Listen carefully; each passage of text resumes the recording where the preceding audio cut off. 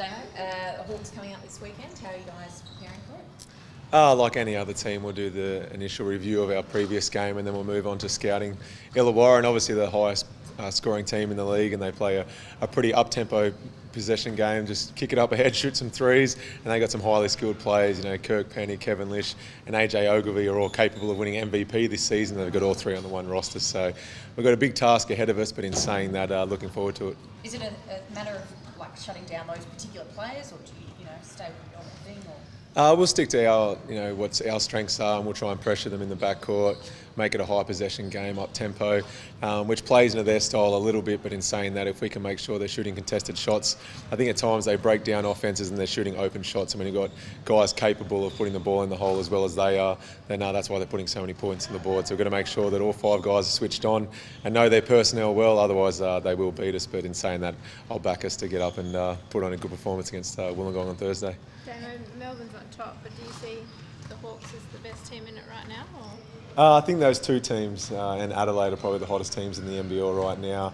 Illawarra, Kev Lish is a former Wildcat, former club and league MVP, and he just had 40 points. So, I got to battle against him every day for a few seasons in Perth, and I'm looking forward to that matchup in particular because he's a great guy on and off the court and a hell of a competitor, and obviously he's in hot form right now. Big win over Sydney, but do you feel like you need to lift it a fair bit from that to be able to beat the Hawks?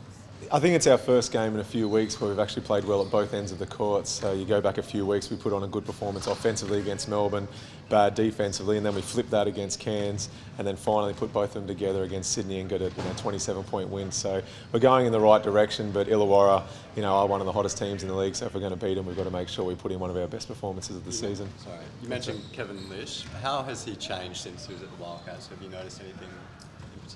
He seems to be even more aggressive. Obviously, he was one of our best scorers, or best scorer while he was here, but he's taken that to another level.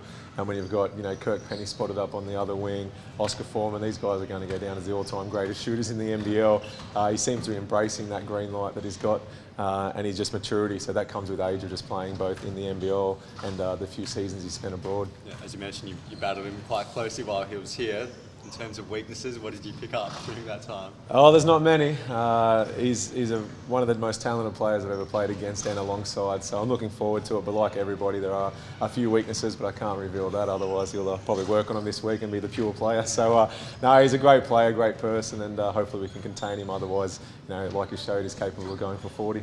Spoke about obviously doing it at both ends, and Casey Prather was pretty impressive on the defensive end as well on the weekend. Do you take him under your wing at all? Obviously, a defensive player of the year, I think it's 6 times. So have you given him any insight or at how to tackle this league at all? In the pre-season, early on, when we brought him over, I was excited at how good he played at the defensive end.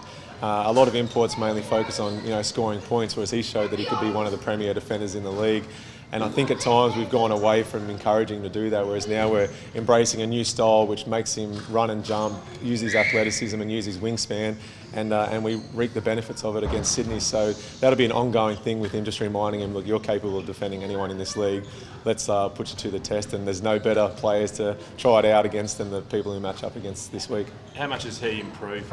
This is Casey, obviously, in his defence since he's got here at the club.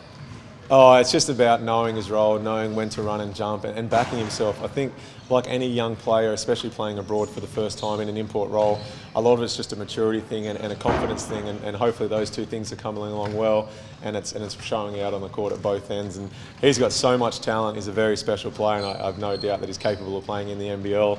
And hopefully in the next 6 weeks while we've got him, we can get the most out of him, because like he showed, he's definitely one of the best players in the league. Matty Knight, obviously rested last week. Where's he at, and do you think he'll come up for Thursday night?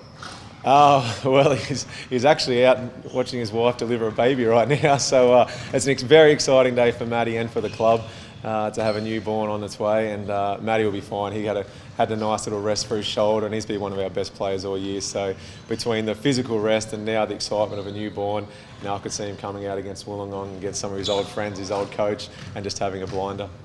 You mentioned a few of the guys that you're coming up against, but they've got a pretty handy coach as well, don't they? Yeah, exactly right. Bevo and I go back since for 16 years. He was the reason I quit rugby league and gave basketball a try. So I always embrace the challenge of coming up against an old coach, in particular Bevo, who's a friend off the court as well. But there's no better feeling than beating someone like Bevo, because he is so competitive, a close friend, and bragging rights are on the line. How often do you touch base with him? We check in, once a week, once a fortnight. In particular, if we've had a loss or if I've played poorly, he likes to remind me of my weaknesses. So, no, he's a good guy, and I look forward to catching him off the court. But in the meantime, hopefully we can sweep the series and move forward and focus on the finals, hopefully.